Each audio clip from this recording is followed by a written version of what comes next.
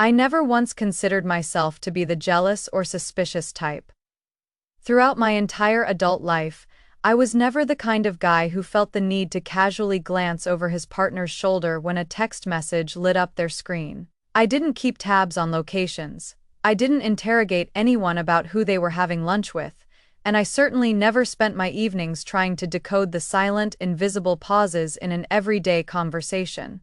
That simply wasn't who I was. Jealousy always seemed like a toxic, exhausting trait reserved for insecure men who had nothing better to do than invent ghosts to chase. I believed in trust. I believed in the absolute, unshakable foundation of my marriage and my family. And looking back now, standing on the shattered remains of the life I thought I had, I realize that maybe I trusted far more than any one person ever should. My name is Mark.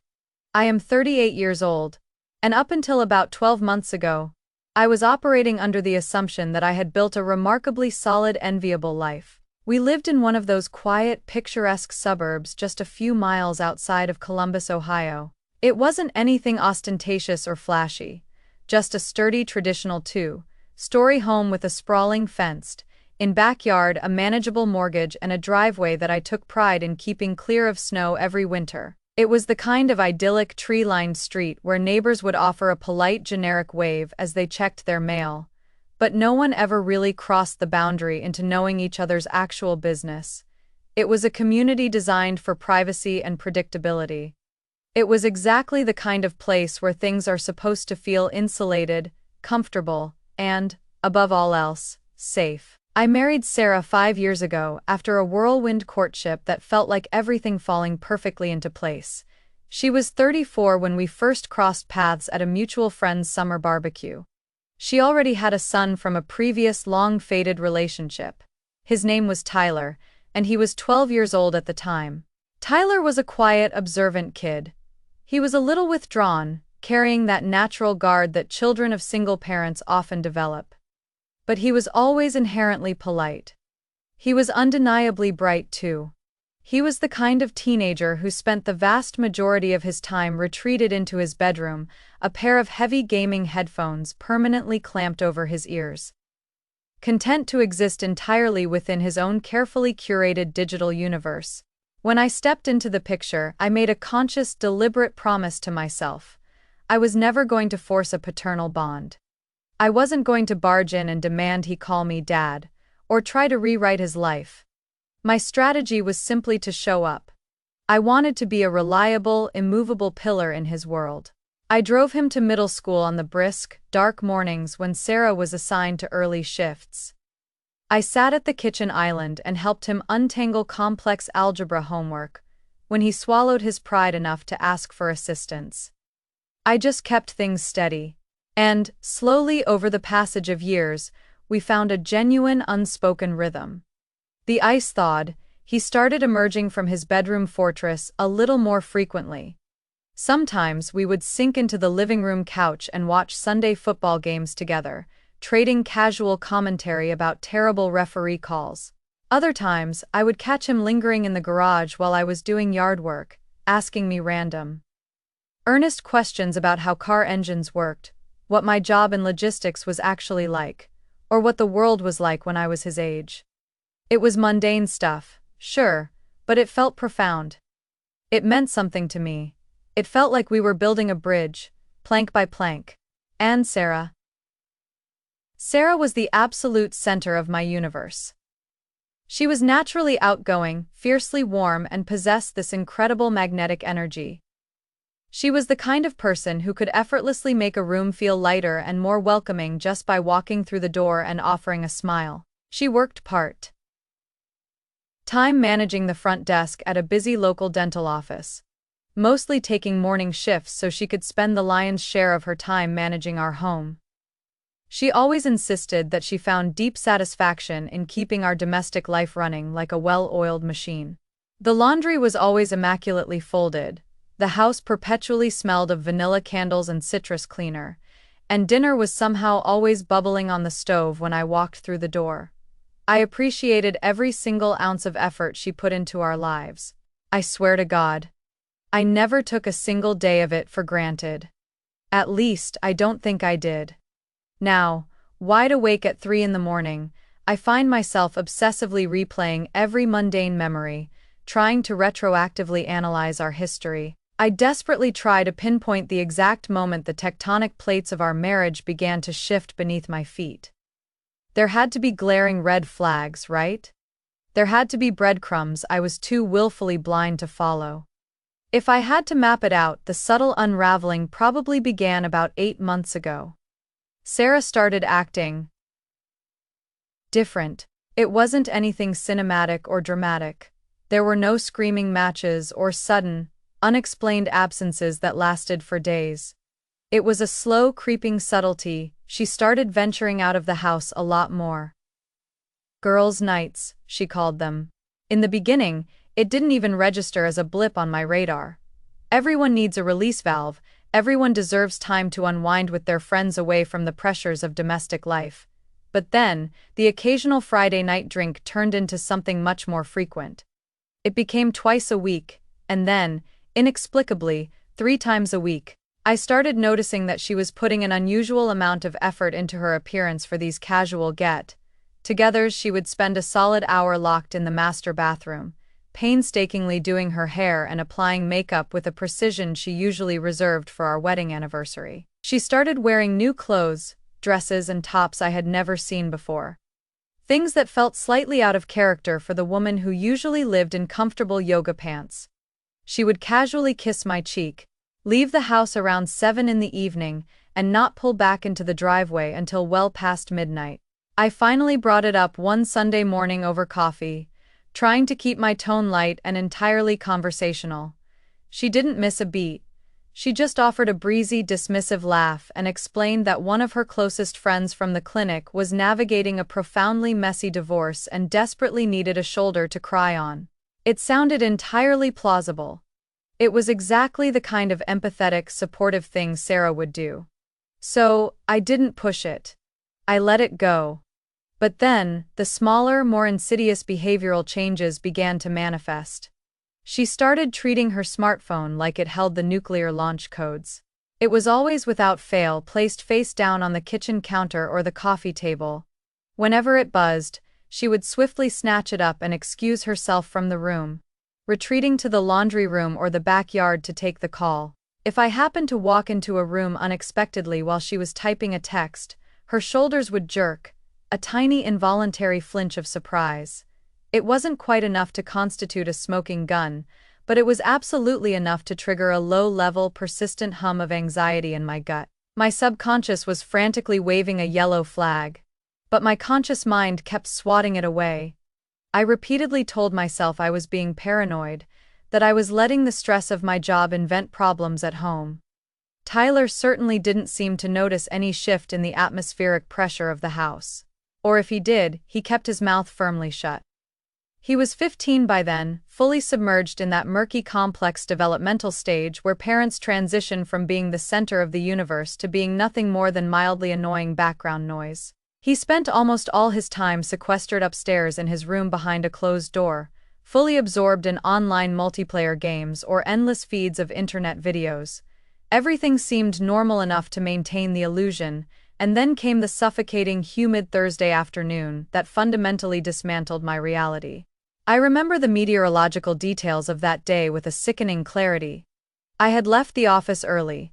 A massive unexpected power outage had rolled through our corporate park, knocking out the servers and rendering the entire building useless. With no internet and no timeline for a fix, my manager had waved us all off, telling us to go home and enjoy the unexpected half-day. It was barely pushing 2:30 in the afternoon when I turned onto my street and smoothly pulled my sedan into our driveway. Sarah's white SUV was parked in its usual spot, which didn't strike me as odd. She almost always finished her shift at the dental office by noon. The exterior of the house looked perfectly serene. The lawn was freshly cut. The front blinds were drawn exactly the way she liked them to keep the afternoon sun from fading the living room rug. Everything was quiet. I unlocked the front door, stepped inside the cool, air-conditioned foyer, dropped my heavy keychain into the ceramic bowl on the entryway console, and called out, a standard, cheerful greeting, "Hey, I am home early." Silence. There was no answering call from the kitchen, no sound of footsteps coming down the stairs. I shrugged out of my suit jacket, assuming she was probably out in the backyard tending to her garden boxes. Or perhaps upstairs taking a rare afternoon nap. I honestly didn't think anything of it. I walked toward the kitchen to grab a glass of water. And then, I heard it.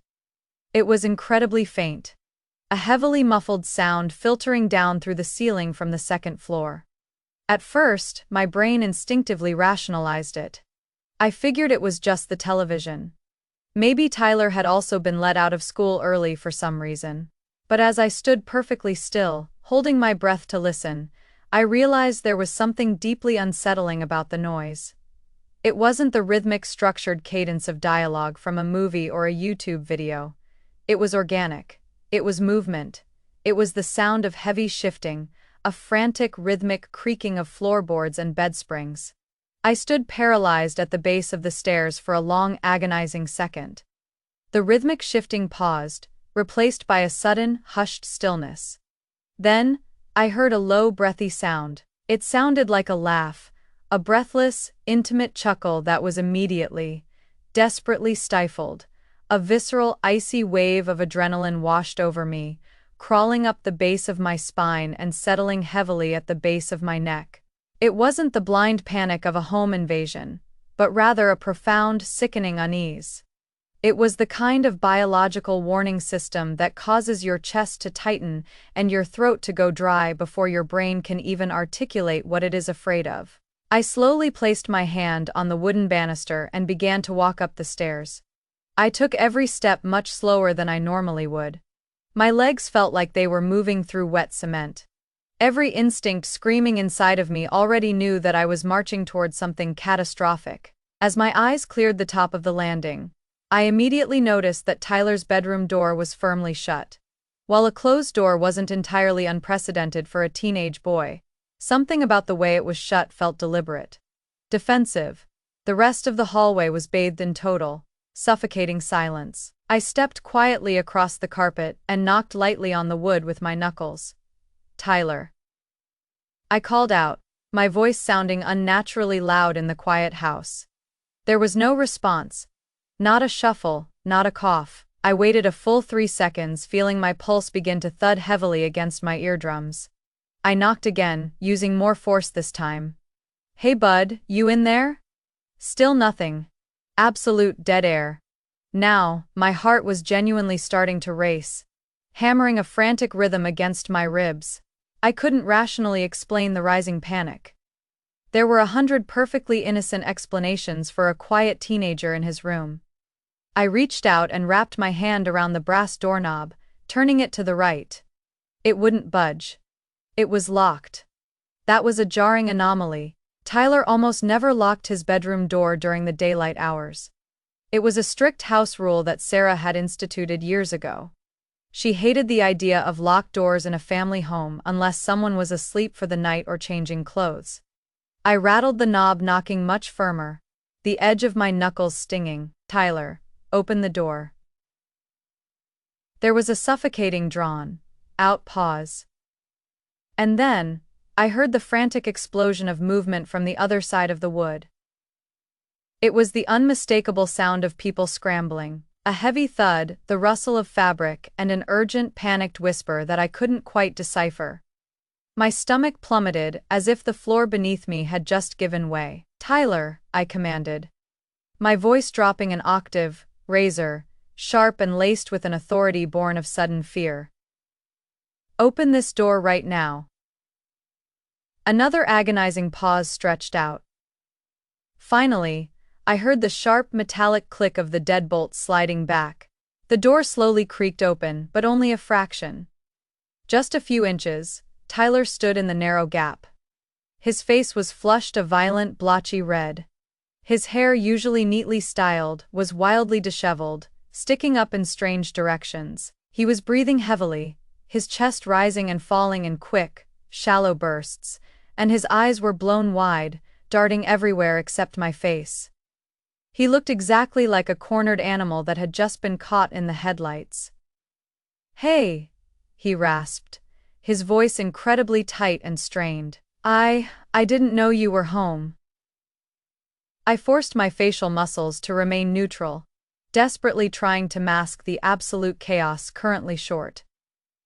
Circuiting my brain, yeah, I said slowly, trying to keep my tone casual. Power went out at the office, got off early. Everything okay in here? Yeah, he shot back immediately. The response was too fast, too rehearsed.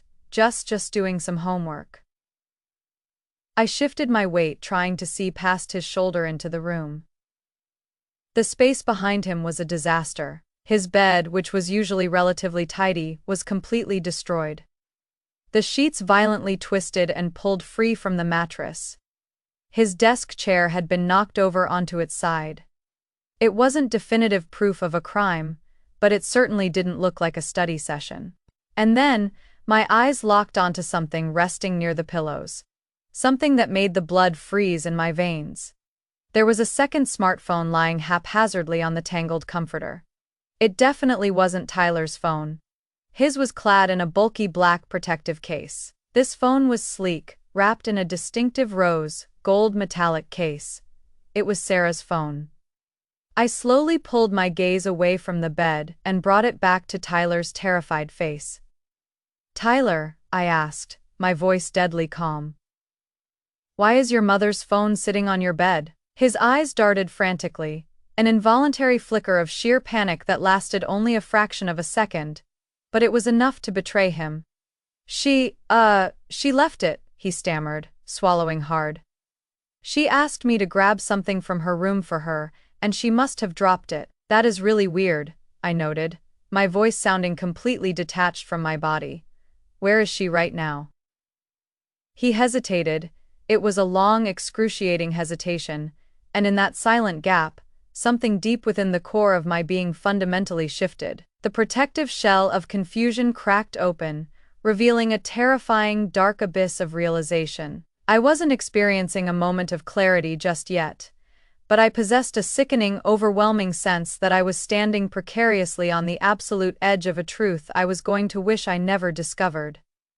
"Tyler," I repeated, my tone dropping to a quiet, controlled register that demanded an answer. "Where is your mother?"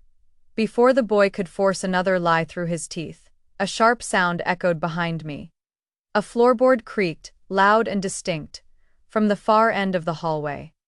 I slowly turned my head, the muscles in my neck feeling stiff and resistant. Sarah was standing there. She was positioned near the threshold of our master bedroom. Her blonde hair was a tangled, chaotic mess, cascading wildly around her shoulders. She wasn't wearing the clothes she had gone to work in. Instead, she was clad in an oversized, faded gray t-shirt, the specific t-shirt she only ever wore to sleep in, despite it being the middle of a Thursday afternoon. Her bare legs were exposed, and her chest was heaving, but it was her face that will forever be burned into my retinas. I will take the memory of that expression to my grave. It wasn't the face of someone who was merely startled by her husband coming home early. It was a mask of pure, unadulterated terror.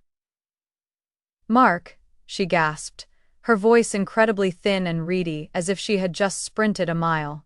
The oxygen in the hallway instantly vanished.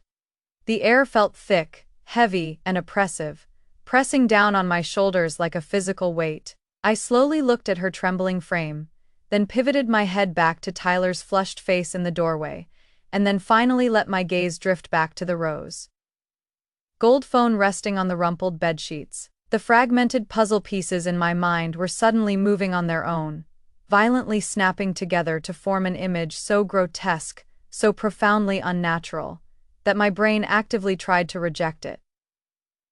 "Is no one going to say anything?" I asked. I expected my voice to shake, to betray the hurricane of panic inside me, but it came out flat cold, unrecognizable. Sarah took a tiny hesitant step forward, raising a trembling hand.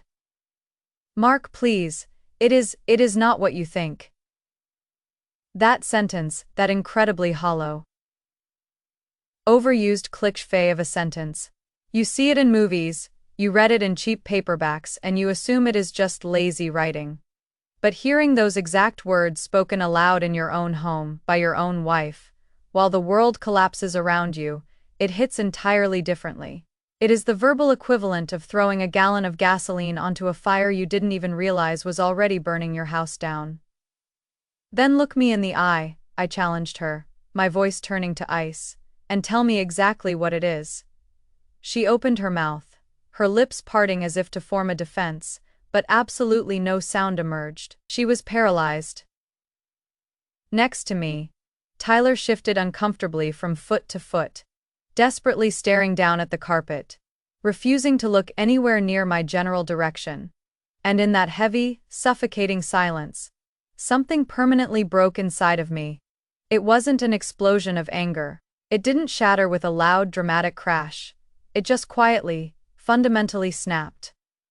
An irreversible fracture in the foundation of my reality, because deep down in my bones, before another single syllable was spoken in that hallway, I already knew the truth, or, at the very least, I knew enough of the truth to be utterly terrified of the details. People who have never experienced an absolute, catastrophic betrayal often imagine that the immediate aftermath is loud. They picture screaming, shattered vases, thrown punches, and dramatic monologues. But the reality of trauma is that it is often profoundly quiet. The shock acts as a powerful anesthetic. I didn't yell. The tension in the hallway felt tighter now, like the atmosphere inside a submarine that was diving far past its crushed depth. I felt entirely vacuum, sealed, completely isolated from my own body. Sarah took another tentative, agonizingly slow step toward me. She held both of her hands up, palms facing outward, approaching me with the cautious terror of someone trying to soothe a cornered, dangerous animal. "Mark," she pleaded, her voice trembling violently. Please, just let me explain." I let out a short, sharp exhale through my nose. It wasn't a laugh, it was an involuntary expulsion of disbelief. "Explain, what, exactly, Sarah?" She hesitated again. Her eyes darted wildly around the hallway, searching for a lifeline that didn't exist. And that hesitation, that momentary inability to conjure a plausible lie, screamed louder than any confession she could have offered. I looked past her shoulder, down the hall toward the master bedroom. The door was pushed half open. I could see the edge of our bed. The expensive duvet cover was violently bunched up, the decorative pillows thrown haphazardly onto the floor. The knot of dread in my stomach twisted tighter, transforming into an unbearable physical nausea. I turned my attention back to the 15-year-old boy cowering in the doorway. Tyler was staring fixedly at the baseboards, his shoulders hunched upward toward his ears, visually bracing himself for an impact he knew he deserved. "Go downstairs," I told him. My voice was entirely devoid of emotion. Tyler's head snapped up, his eyes wide with surprise. "What? Go downstairs right now." I didn't yell, but the sheer force of the command left absolutely no room for debate. Tyler's eyes darted past me, looking down the hall at his mother. He was silently asking for permission.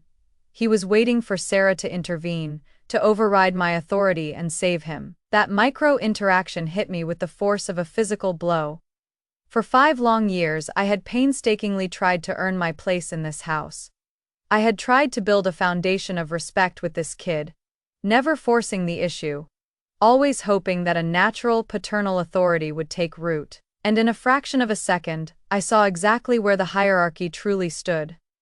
I was an outsider in my own home. Sarah swallowed heavily, a visible gulp in her throat. "Tyler," she whispered, her voice cracking. Just do what he says.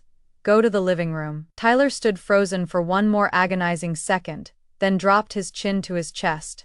He slipped sideways out of his bedroom door, flattening his back against the wall to avoid brushing against me, and practically ran toward the staircase. I stood perfectly still, listening as his heavy footsteps pounded down the wooden stairs, each impact echoing through the silent house like a gunshot. The second he was gone, the atmosphere shifted. The walls felt like they were bleeding. I turned my full, undivided attention to the woman I had promised to spend my life with. I really looked at her. I looked at the flushed skin of her neck, the tangled mess of her hair, the oversized t-shirt hanging loosely off her shoulder. "Start talking," I demanded. Sarah wrapped her arms tightly around her own waist, hugging herself as if the house had suddenly dropped to freezing temperatures. You are jumping to some incredibly crazy conclusions, Mark." "Am I?" I asked softly. "Yes," she burst out, latching onto the denial with a frantic, desperate energy. "Yes, exactly. You came home unexpectedly. You walked in and saw something that maybe looks a little weird out of context, and now your imagination is just, your phone was sitting on his unmade bed, Sarah." She blinked rapidly, her mouth opening and closing like a fish on a dock. I told Tyler. I left it in there earlier when I was collecting laundry, and his door was deadbolted from the inside." She tried to speak, but I relentlessly cut her off. My voice rising slightly, sharpening into a blade. "And you are standing in this hallway, in the middle of a Thursday afternoon, wearing a shirt you only wear to sleep in, looking like you literally just rolled out of a bed that looks like a war zone." Her jaw tightened, a flash of defensive anger finally cutting through the fear. "So what? I can't be comfortable in my own house." I felt a migraine coming on, so I took off my work clothes and laid down. "Is that a crime?" "Stop it," I warned, stepping into her personal space. My voice dropped to a dangerous, vibrating low. "Do not do that. Do not stand there and try to gaslight me into thinking this is something small."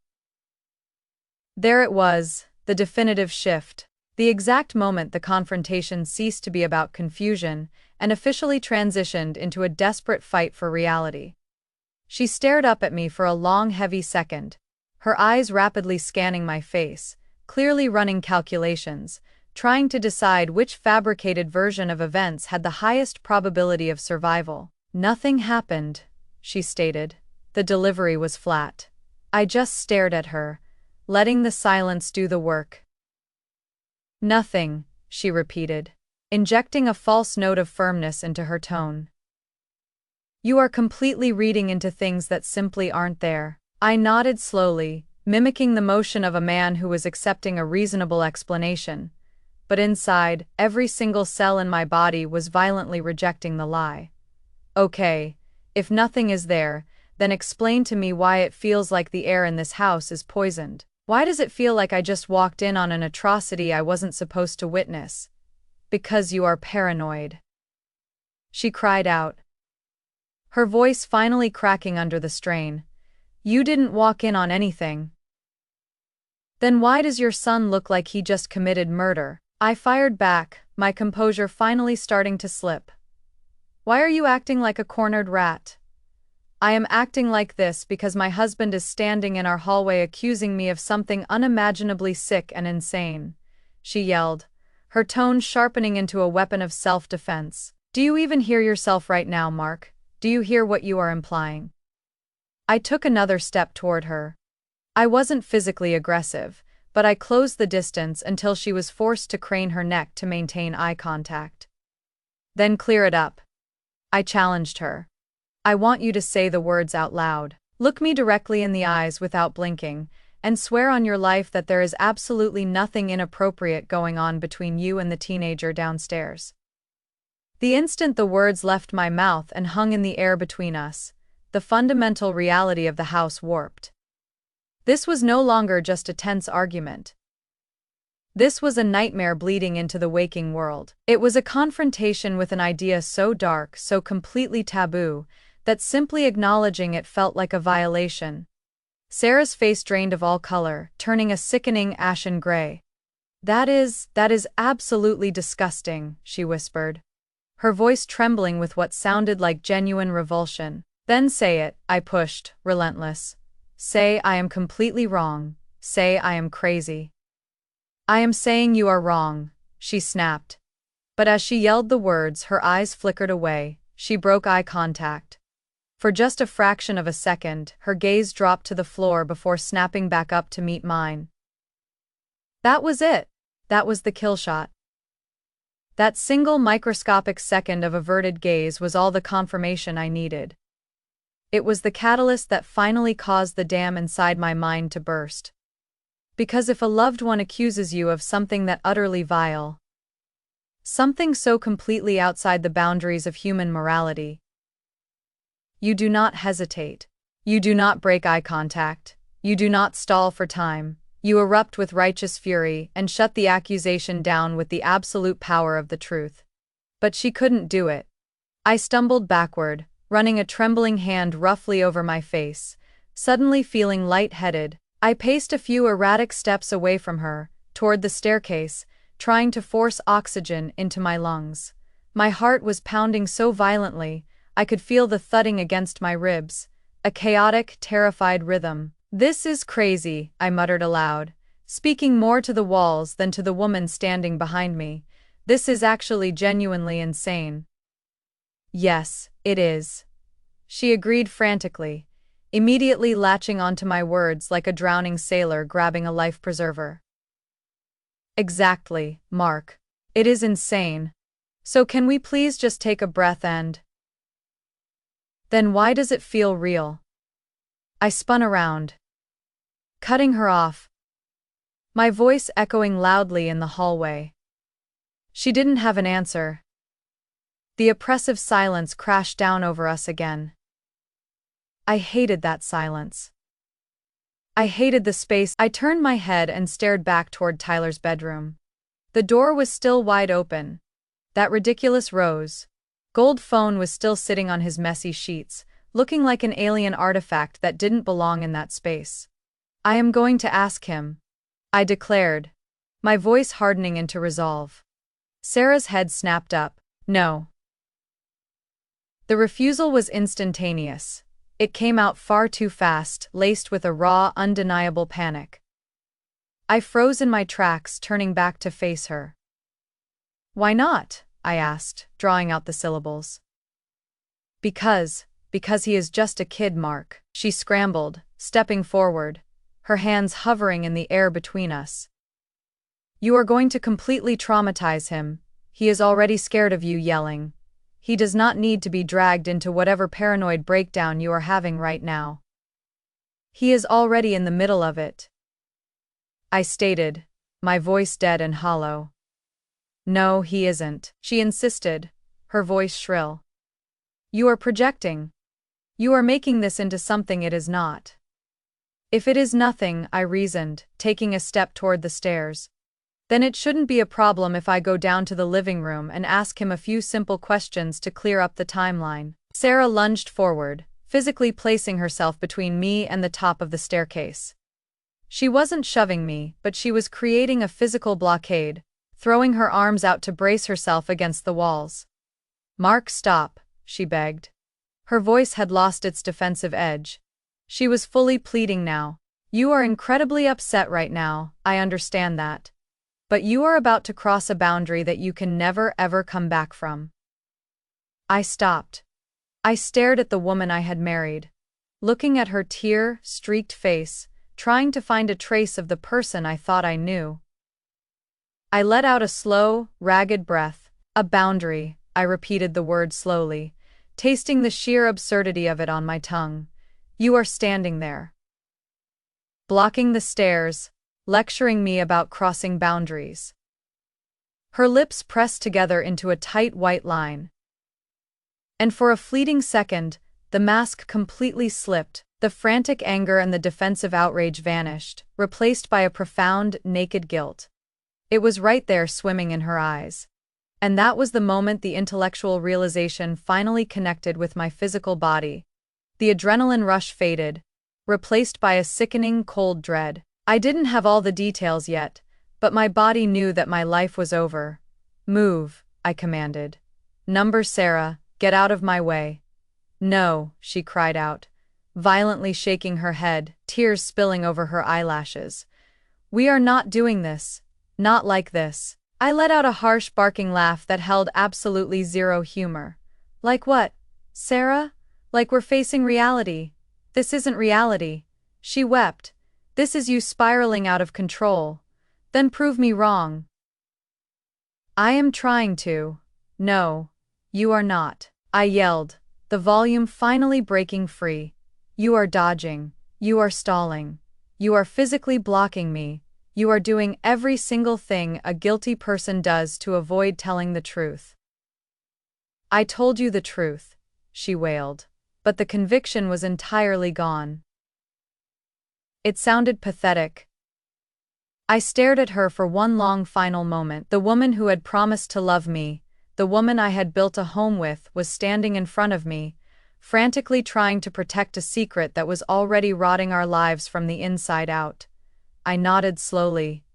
"Okay," I whispered. "All right." I stepped forward, moving with a sudden, decisive momentum. I didn't push her aggressively, but I used my shoulder to firmly brush past her blockade. She reached out and desperately grabbed the sleeve of my dress shirt. "Mark, please." I yanked my arm free. I didn't look back. I practically threw myself down the stairs, taking them two at a time, driven by a desperate, terrifying need for the truth. I found Tyler in the living room. He was sitting on the extreme edge of the leather sofa, his knees pressed tightly together, his hands securely wedged between his thighs. His right leg was bouncing up and down with the manic energy of a jackhammer. When I stormed into the room, his head snapped up. The look on his face was one of absolute resigned doom. He looked like he was waiting for the executioner. "Hey," I said. I actively forced my breathing to slow, demanding my voice stay calm. "We need to talk." He swallowed hard, his Adam's apple bobbing in his throat. "About what?" I walked over and deliberately stood between him and the archway leading back to the stairs. I wasn't trapping him, but I was making sure we weren't going to be interrupted. "About exactly what is going on in this house," I said. "Nothing is going on," he blurted out. It was a reflex, an automatic conditioned response. I took a slow step closer, keeping my posture relaxed, trying not to tower over him. "Tyler, I want you to listen to me very carefully. I am not down here to scream at you. I am not going to hit you. But I need you to be honest with me right now." He nodded frantically, a jerky, unnatural motion, but his eyes were darting everywhere: the television screen, the coffee table, the window, anywhere, to avoid looking at my face. "Why was your mother's phone sitting on your unmade bed?" I told you," he stuttered, his voice cracking. "She asked me to—" "Stop," I interrupted him, gently but firmly. "Do not give me that rehearsed answer again. We both know that is a lie." He instantly clamped his mouth shut. Upstairs, I could hear the floorboards creaking as Sarah paced like a caged animal. She hadn't followed me down, but she was hovering right at the top of the stairs, listening to every single word. "Look at me," I instructed. Tyler hesitated. His chest hitched with a silent sob, and then he slowly dragged his gaze up to meet mine. And there it was, the exact same look his mother had given me in the hallway. An overwhelming cocktail of fear, profound guilt, and immense, suffocating confusion. It was infinitely too much emotion for a teenager who had merely been caught skipping homework or hiding a bad report card. "Did something happen in that bedroom today?" I asked, keeping my voice incredibly soft. He violently shook his head side to side. "Are you absolutely sure?" "Yes, because, Tyler, if I find out you are lying to me to protect her—" "I am not lying," he shouted, his voice jumping an octave, flooded with desperate defense. I studied his young, terrified face. I was desperately searching for something solid, some anchor of truth to hold onto, but interacting with them felt like trying to grasp handfuls of smoke. "If nothing happened," I continued, pressing the advantage quietly, "then why do I feel like you are hiding something massive from me right now?" He didn't answer. His right leg resumed its manic bouncing, thumping a silent drumbeat against the floor rug. I allowed the silence to stretch, following his gaze for a split second. He was staring blindly at a spot near his feet, and as I replayed the chaotic imagery of his bedroom in my mind, an awful overlooked detail suddenly surfaced, a specific visual anomaly from the crime scene upstairs. When I had looked past him into the bedroom, I had noted the messy bed and the knocked-over chair, but I had also seen a pile of clothing discarded near the closet door. At the time, my brain had registered it as typical teenage mess. But now, in the quiet of the living room, the specific color and fabric of one of those items snapped into crystal clear focus. It was a silk blouse. A floral print. It wasn't his, it was Sarah's, and it wasn't just any shirt.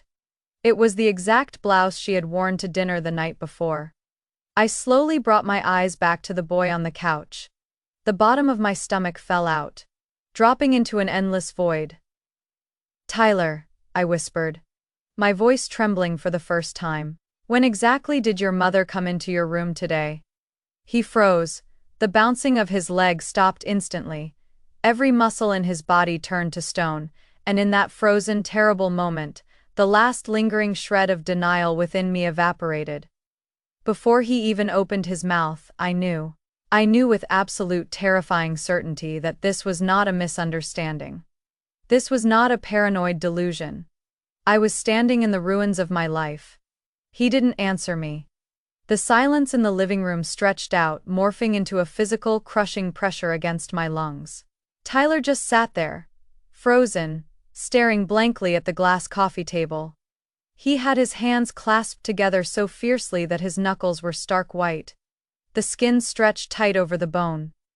"Tyler," I repeated, my voice dropping to a gravelly rasp. The protective detachment I had been using to keep myself upright was fading rapidly, replaced by something dark, heavy, and dangerous. "When did she come into your room?" He swallowed hard, his throat working as if the simple act of breathing was causing him physical agony. I don't know," he mumbled, the words barely audible. I let out a long, slow breath through my teeth, nodding my head once. "Okay, let's try asking this a different way." I took a step forward and crouched down, dropping onto my heels, so I was directly in his line of sight, forcing him to acknowledge me. "Why was she in there with the door locked?" "I told you," he whimpered. She came in to grab some laundry." But the lie was completely devoid of energy now. He sounded defeated. He didn't even believe himself. I stared into his terrified eyes. "Does a locked door, a knocked over chair, and her clothes tossed on your floor look like she just popped in to grab laundry, Tyler?" He squeezed his eyes shut. He didn't respond. From the top of the staircase, I could hear the faint, unmistakable sound of Sarah weeping. She wasn't interfering. She knew she had lost control of the narrative. She was just up there, listening as the bomb finally detonated. "Tyler," I said, forcing my tone to remain level, even though my heart was hammering violently against my ribs. "You need to understand that you are not the one in trouble with me right now. Do you understand that? I just need you to tell me the truth." The words felt like ash in my mouth. I didn't actually know if it was true. I had absolutely no idea how culpable this 15-year-old boy was in the destruction of my marriage. But I needed leverage. I needed him to crack. He finally opened his eyes and looked at me. His vision was swimming with unshed tears. He looked impossibly young in that moment, just a scared kid who realized he had triggered an avalanche. I don't want to ruin everything," he whispered, a tear finally breaking free and tracking down his cheek. That sentence, the implication hidden inside those specific words, hit me with the force of a freight train. "Ruin what, Tyler?" I asked, the desperation bleeding into my voice. He violently shook his head, instantly regretting his choice of words. "Nothing I didn't mean." "You already said it," I snapped, my volume spiking. The carefully maintained control finally fracturing. "You already said it, so tell me exactly what it is you think you are ruining," he recoiled, pressing his spine hard into the back of the leather couch. His breathing became erratic, shallow little gasps of air. I don't want you to hate her. I don't want you to be mad." A horrible, twisted sensation coiled deep in my gut.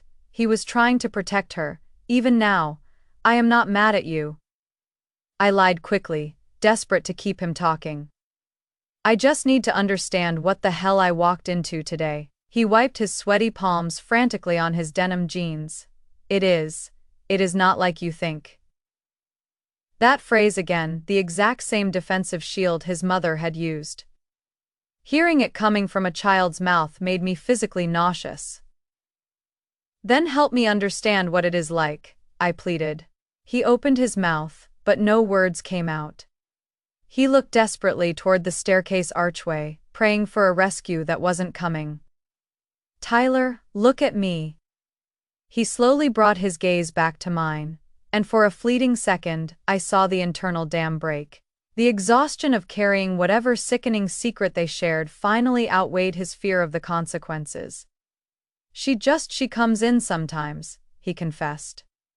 The words were so simple, so incredibly casual, but they landed in my chest like a physical blow, knocking the wind out of me. Comes in, I repeated numbly. He nodded, a microscopic tilt of his chin. For what? He hesitated, his face contorting as a brutal internal war raged behind his eyes. He was deciding in real time whether to pull back into the lie or jump off the cliff. Just to talk, he finally said, his voice dropping to a harsh whisper. I remained crouched in front of him, staring at his tear-stained face. Talk, I repeated, dragging out the syllable. Right. She comes in to talk in your bedroom, in the middle of the afternoon, with the deadbolt locked. He squeezed his eyes shut again. He didn't answer. And she leaves her phone sitting on your bed while she does all this talking? Dead silence. And she takes her clothes off.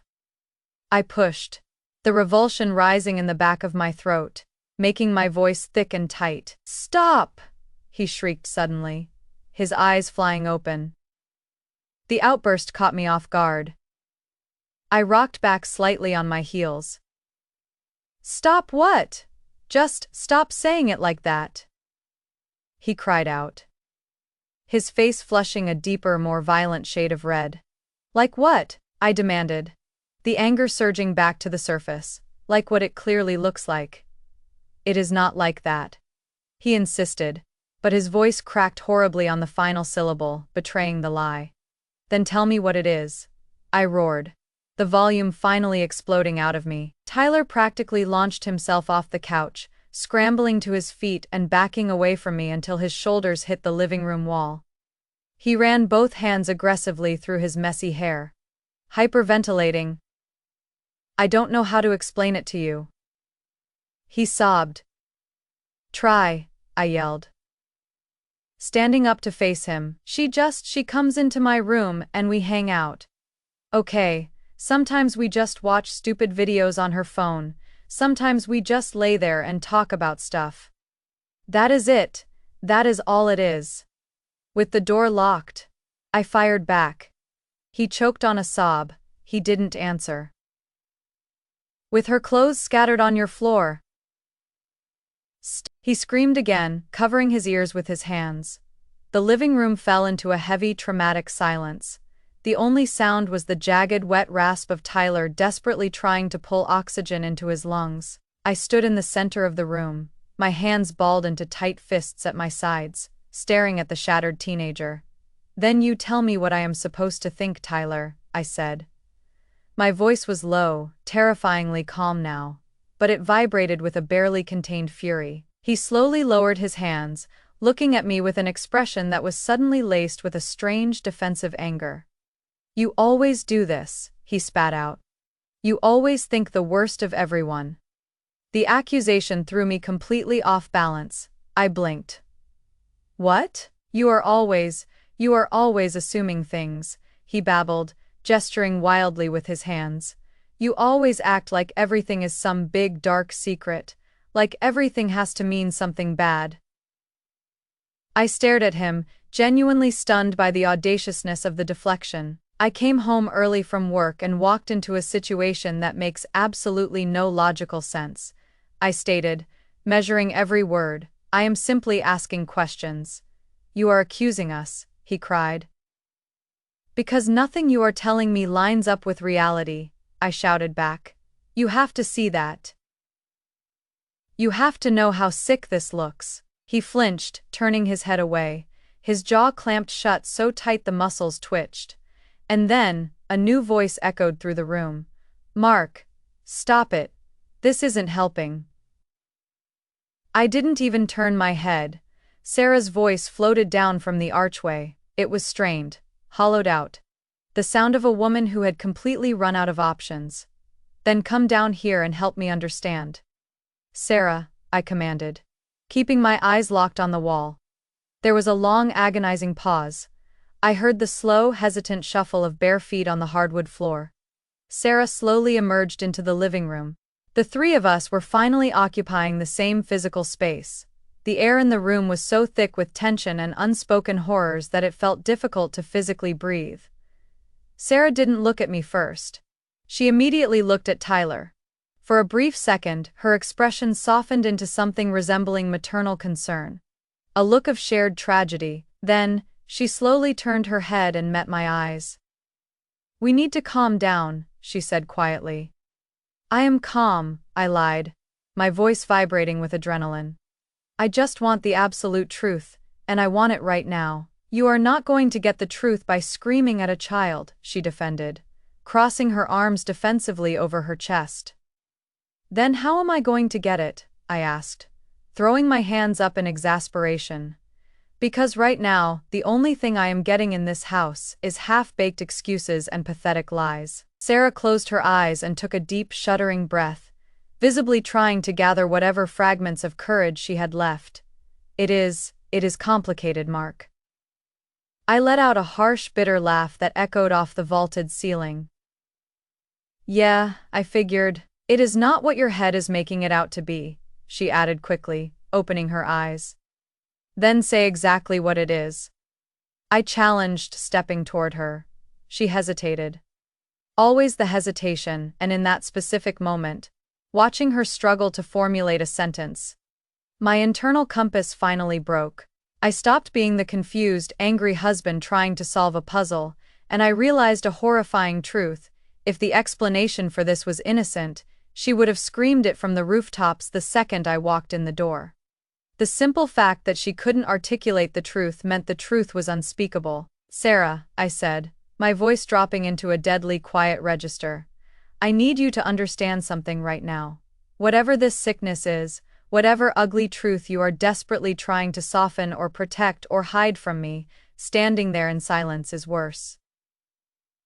Tears immediately welled up in her eyes, spilling over her lower lashes. "Because my mind is actively filling in the blanks right now," I continued, stepping closer, refusing to let her look away. "And I promise you, to God, whatever horrible thing you think you are sparing me from hearing, it is not worse than the nightmare I am currently imagining." Behind me, Tyler shifted uncomfortably, letting out a small, pathetic whimper, wishing he could evaporate into the drywall.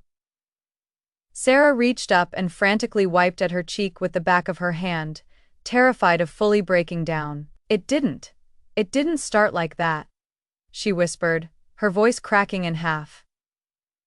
My chest caved in. "Didn't start like what?" I didn't ask the question out loud. I didn't have to. The implication hung in the air between us like a guillotine blade. She knew exactly what I was imagining, and she had just confirmed it. It happened over time." She sobbed, wrapping her arms tighter around herself. Every single word she spoke felt like a rusty nail being hammered into the coffin of my life. "How?" I asked. The word barely made it past my lips. She shook her head, a pathetic, helpless motion, as if she was a victim of her own actions. "I was home all the time. You were always working late at the office." Tyler was. He was going through a lot of emotional stuff, teenage stuff. You know that. I slowly turned my head, glancing at the crying teenager huddled against the wall, and then looked back at my wife. "So what? You bonded? You got closer?" "Yes," she cried eagerly, desperate to find an acceptable angle. That is all it was at first. Just talking." "At first," I repeated, tasting the poison in the words. She flinched violently. Silence descended on the living room again, suffocating and heavy. "Sarah," I said. My voice was completely hollow now. What did it turn into? She didn't answer. She just stood there, tears streaming down her face, trembling uncontrollably, but she didn't deny it, and that silence was the loudest, most devastating confession in the history of the world. In that moment, standing in my own living room, looking at the woman I loved and the boy I had helped raise, feeling the crushing weight of the unspeakable sins they weren't saying out loud, I realized that I had already crossed the threshold into a dark, grotesque reality, and there was no door leading back out. I have absolutely no memory of making the decision to sit down, but somehow, I found myself collapsed onto the edge of the leather armchair, my elbows resting heavily on my knees, staring blankly at the intricate pattern of the Persian rug. I stared at the woven threads as if, by focusing hard enough, I could command the universe to rewind time and rearrange reality into something that made logical sense. It didn't work, the world remained broken. Sarah was still standing near the archway, her arms wrapped tightly around her torso, physically holding herself together. Tyler remained pinned against the far wall near the television, trying to create as much physical distance between himself and the blast zone as possible. I let out a long, shuddering exhale, dragging the palms of my hands roughly down my face, feeling the cold sweat on my skin. Say it, I muttered to the floor. Neither of them moved, neither of them spoke. I snapped my head up, my eyes darting between the two of them. I am not doing this halfway. Do you hear me? I am not walking out of this house with guesses and implications, so say it out loud. Sarah's bottom lip trembled violently. Mark, please. No, I roared, the anger suddenly flaring back to life, hot and blinding. You do not get to stall anymore. You do not get to soften the blow. You do not get to protect yourselves. Whatever this sick, twisted thing is, you are going to stand there and say it to my face. Her tear-filled eyes darted nervously toward Tyler, then back to me. That single protective glance told me everything I needed to know about where her loyalties currently lay. She was trying to protect him. I was collateral damage. It shouldn't have happened. She finally whispered. The words were spoken so quietly they almost vanished into the air, but they hit me like a physical strike to the chest. I felt something vital inside of me fundamentally collapse, like a structural support beam finally giving way under impossible pressure. What shouldn't have happened? I demanded, my voice devoid of mercy. She hesitated again, but this time, it wasn't a tactical delay. It looked like genuine agony. It was the physical manifestation of a woman forcing herself to step over a cliff edge, knowing the fall would kill her. We crossed a boundary. She choked out. A hollow, agonizing sound ripped its way out of my throat. It was something caught halfway between a laugh of pure disbelief and a sob of profound grief. A boundary. That is the sanitized corporate terminology you are using to describe this. I don't know how else to say it to you, she wailed, her voice finally breaking completely. Try harder, I spat. Tyler shifted against the wall, letting out a sharp, panicked breath. You don't have to. Stay out of this, I snapped, throwing a hand in his direction without even looking at him. The instant the command left my mouth, a sickening wave of revulsion washed over me. Tyler was intimately involved in this nightmare, whether I wanted to acknowledge it or not. He wasn't a bystander. He was an active participant in the destruction of my life. Sarah stepped forward defensively, her maternal instincts momentarily overriding her guilt. Do not talk to him like that. I slowly stood up from the armchair, staring at her in absolute disbelief. Are you out of your mind? Are you seriously defending him right now? He is still a child, Mark, she cried, her voice fragile but laced with a desperate, misplaced defiance. And you are his mother, I roared back. The word struck her like a physical blow to the face. She staggered backward a step, visibly flinching, the defiance instantly draining out of her. Good, a dark, venomous part of my brain whispered. I wanted her to hurt. I wanted her to feel a fraction of the agony currently ripping me apart. But simultaneously, another part of my soul recoiled in horror. This wasn't me. I wasn't a vindictive, cruel man. I was a man who worked in logistics, who shoveled the driveway, who loved his wife. But that man was currently bleeding out on the living room rug. None of the normal rules applied anymore. I took a deep breath, forcing the violent anger down into a cold, hard knot in my stomach. The room felt incredibly claustrophobic, the walls pressing inward. "Define it," I commanded, my voice dropping back to that terrifying low register. "I want to hear the exact words. I want to hear exactly what you are admitting to doing." Sarah squeezed her eyes shut, tears streaming freely down her flushed cheeks. But she didn't look away this time. She kept her eyes locked on mine as she delivered the fatal blow. "We got too close." She wept. "That is not an answer, Sarah. It started with just talking," she pleaded, the words spilling out of her in a frantic, panicked rush. He was so lonely, Mark, and I was home all the time, completely bored.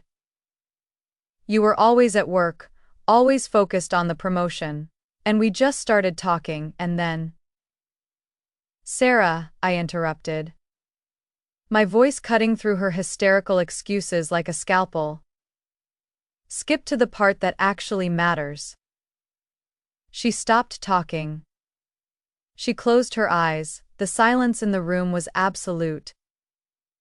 And when she finally opened her eyes again, the frantic it was replaced by the dead, hollow stare of someone who has finally accepted their execution. "It became physical," she whispered. "The earth didn't stop spinning. The roof didn't cave in.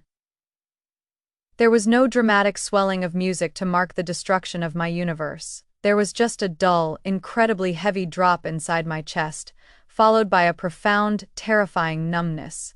"How long?" I asked. My voice sounded robotic. She swallowed hard. "A few months." I nodded slowly, methodically, like a manager processing a disappointing quarterly report. "A few months," I repeated aloud, letting the reality of the timeline sink in. Tyler let out a ragged, shaking sob from his position against the wall. I could feel his presence in the room, feel the sheer weight of his existence in a way I never had before. He was no longer the quiet kid I tried to mentor. He was no longer a stepson. He was a parasite that had infected my home. "Please, Mark," Sarah begged, her voice barely audible. "Say something." I let out a quiet, empty exhale. "I don't know what you expect me to say to you."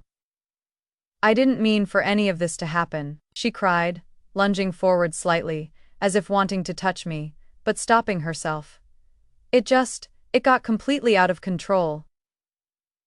I tilted my head, looking at her as if she were a completely foreign species I had never encountered before. "Do you even hear yourself when you speak?" I asked, genuine wonder in my voice. Tears dripped off her chin onto the collar of her oversized shirt. "I know how it sounds." "I know." "No," I said softly, shaking my head. "I really don't think you do." Silence settled over the living room one final time. But the texture of the silence had fundamentally changed.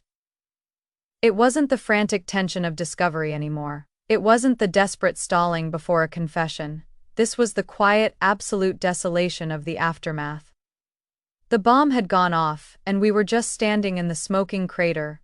I glanced over at Tyler. He looked physically diminished, as if the confession had drained the life force right out of his bones. "How many times?" The question tumbled out of my mouth before I could engage my filter. Sarah frantically shook her head, raising her hands to cover her face. "Mark, please, don't do this." "How many times, Sarah?" I bellowed, the rage flaring up for one final, explosive moment.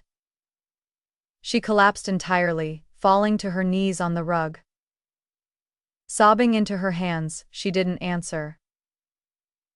And that was the final answer I needed. I looked away from her crumpled form, my jaw clenched so tightly my teeth ached.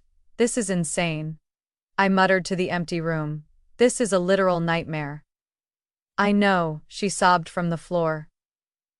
Number you don't. Tyler finally found his voice, stepping away from the wall. Mark, I didn't want to. Stop. I threw my hand up, palm facing him, like a traffic cop halting an oncoming truck. He froze instantly. Do not speak to me, I told him. My voice was eerily calm, devoid of all emotion. I cannot hear your voice right now, because I couldn't. I physically, mentally, and spiritually could not process his side of the story. I couldn't listen to his teenage feelings, his twisted justifications, or his version of events. Not in that moment. Maybe not ever. Every single molecule in my body felt fractured, infected by the sheer proximity to them. I turned on my heel and walked out of the living room. Neither of them made a sound to stop me. Neither of them followed. I walked into the foyer, my legs feeling strangely numb and disconnected from my brain. The house looked exactly the same as it had when I unlocked the front door an hour ago. The sunlight was still filtering through the front blinds. The ceramic bowl was still sitting on the entryway console. It was the same quiet, suburban space I had happily come home to every single day for 5 years. But it wasn't the same, it was completely contaminated. It felt like a crime scene, permanently stained by a sickness that could never ever be bleached clean. I let out a long, shuddering breath, staring blankly at the front door.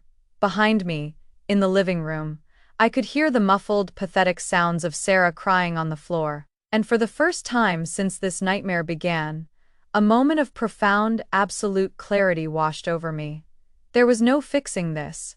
There was no amount of marriage counseling, no heartfelt apologies, no passage of time that could ever repair the damage. There wasn't a difficult conversation waiting in the future that would make this okay, because this wasn't just a standard affair. This wasn't a drunken mistake at an office Christmas party or a brief lapse in judgment. This was a fundamental rewiring of morality. It destroyed my marriage. It destroyed my sanctuary. It permanently destroyed my relationship with the boy I had helped raise. Everything was gone. I reached into the ceramic bowl and picked up my car keys. I didn't call out a goodbye. I didn't turn around to look at the living room one last time. I simply reached out, grabbed the brass handle of the front door, opened it, and stepped out of my life. The late afternoon air hit my face, much colder than it had been when I arrived, but I barely registered the temperature. I walked down the concrete driveway on autopilot, unlocked my sedan, got into the driver's seat, and slammed the door shut. I didn't put the key in the ignition right away. I just sat there, gripping the leather steering wheel with both hands, staring blindly at the closed garage door. I knew that the moment I turned the key and backed out of the driveway, it would become real in an entirely new, terrifying way. It would be permanent. I would be a man without a home, without a wife, without a family, and some small pathetic part of me still desperately wanted to wake up in my bed and realize this was all just a fever dream. But eventually, reality stops waiting for permission. I slid the key into the ignition. I turned it. The engine roared to life, shattering the quiet suburban peace of the street. I shifted the car into reverse, backed out of the driveway, and put it in drive. I drove away. I had absolutely no idea where I was going. I didn't have a destination, a hotel in mind, or a friend to call. All I knew, with absolute terrifying certainty, was that I could never go back to that house. Not ever again.